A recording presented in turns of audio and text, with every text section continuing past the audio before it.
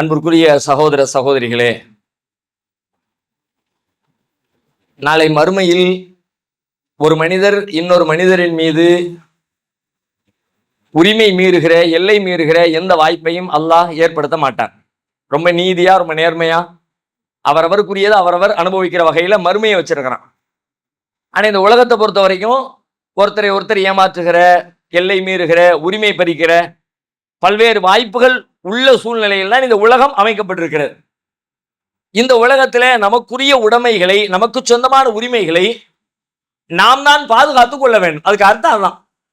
எனக்கு உரிமை இருக்கு, எனக்கு இந்த பொருள் சொந்தமா இருக்குது அப்படின்னா சொந்தம்னு மட்டும் இருந்தா போதாது. நான் தான் சம்பாதிச்சேன்னு இருக்கக்கூடாது. அது நான் தான் சம்பாதிச்சேன் என்பதற்கான ரெக்கார்டு, ஆவணம், நாளைக்கு எவனா அது அபகரிச்சாமனா அதை மீட்டெடுக்கிறதுக்கு தேவையான சான்றுகள், சாட்சிகள். அதனாலதான் குர்ஆன்ல சாட்சிய சட்டம்னே சில சட்டங்கள் சொல்லப்பட்டிருக்கிறது. ஒருத்தர் கடன் குடுக்கல் வாங்கல் பண்ணுனா என்ன செய்யணும், அதுக்கு 2 சாட்சிகளை வச்சுக்கணும், எழுத வேண்டிய ஆட்களை வச்சு எழுதி வச்சுக்கணும். அதுக்கெல்லாம் என்ன அர்த்தம்?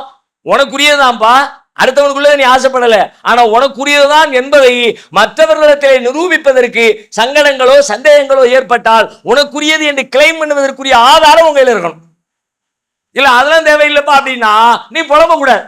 எவனா வந்து திருடிட்டு போயிட்டான் அல்லது வேற எவனா இது ஏன் சொத்து ஆட்டையை போட்டு உட்கார்ந்துட்டாமனா போனா போயிட்டு போதுன்னு இருக்கணும். ஏன் நீ தான் ஆதாரத்தை வைக்கலையே? ஆதாரம் என்பது மிக முக்கியமானது, சாட்சியங்கள் என்பது அவசியம் தேவையானது. நபிகளாருடைய வாழ்க்கையில இதே போல ஒரு முஸ்லிமுக்கும் ஒரு யூதருக்கும் இடையில ஒரு நில தகராறு. கடைசியில சொத்து ரசூலுல்லாஹ்வே அந்த யூதர் கையில வாங்கி கொடுத்துட்டாங்க. முஸ்லிம் புலம்புறாரு, சஹாபி புலம்புறாரு, அல்லாஹ்வுடைய தூதரே, ஒரு யூதனை போய் சத்தியம் பண்ண சொல்லி அவங்க கையில தூக்கி கொடுத்துட்டீல, அவன் தான் பொய் சத்தியம் கூட பண்ணுவானே, எனக்கு சொந்தமானது இல்லையா? நபிகளார் அவரை கண்டிக்கிறாங்க. எப்படி கண்டிக்கிறாங்க?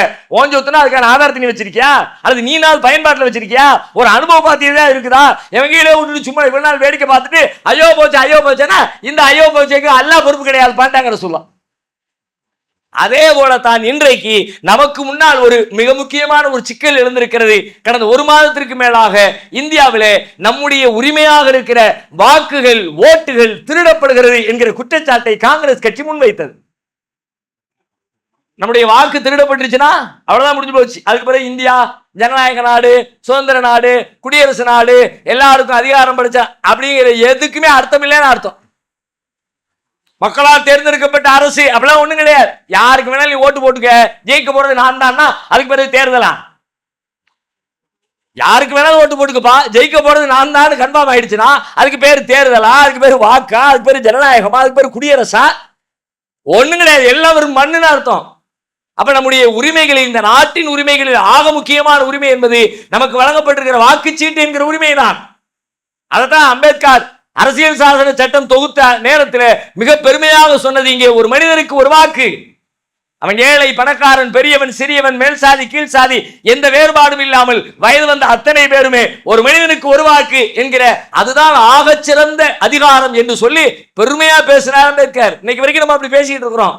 ஆனா அதுவே திருடப்படுகிறது என்றால், ஏமாற்றப்படுகிறது என்றால், நம்மையும் அறியாமல் நம்முடைய வாக்குகள் வேறொரு தளத்திற்கு கொண்டு செல்லப்படுகிறது என்றால் அதை சீர் செய்ய வேண்டிய, தடுத்து நிறுத்த வேண்டிய, அதுக்கு தேவையான அரண்களை, பாதுகாப்புகளை போட்டு வைத்துக் கொள்ள வேண்டிய பொறுப்பும் நமக்குத்தான் இருக்கிறது.